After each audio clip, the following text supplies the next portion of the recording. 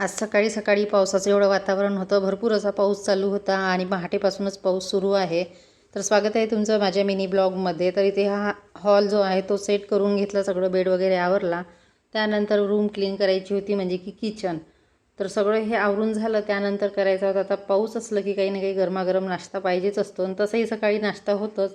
तर आज एक नाही तर एकऐवजी 2 नाश्त्याचे प्रकार करणार आहे. तर इथे आधी बेड वगैरे सगळं क्लीन करते, त्यानंतरच किचनमधली कामे. तर इथे नाश्त्यामध्ये करायला घेतले पोहे. आता इथे बटाटे तेलामध्ये छान परतून व्हायचे होते. मध्येच मला बाहेर मुंगूस दिसला. पाऊस आला की इथे मुंगूस खूप येतात. तर ते बघा, मुंगूस आहे आणि त्याचे 2 पिल्ले.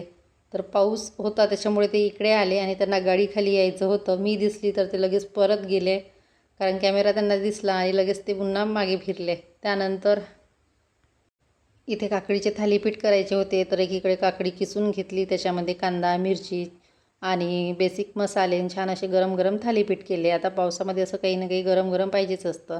तर एकीकडे पोहे आणि एकीकडे काकडीचे थालीपीठ असा आज नाश्ता होता. तर थालीपीठ तर झाले करून आणि मग इकडे बघा पोहे पण छान गरम करून घेतले. आधी केलेले होते ते परत गरम करायला घेतले आणि सर्वांना गरम गरम पोहे आणि थालीपीठचा नाश्ता. त्यानंतर दुपारच्या स्वयंपाकाची तयारी. तर दुपारच्या स्वयंपाकामध्ये चपाती, बटाट्याची भाजी आणि भात, साधं असं जेवण होतं. कारण सकाळी नाश्ता भरपेट झालेला होता, मग फारशी काही कोणाला भूक नव्हती. आता भाजी केली तर रात्री होऊन जाईल.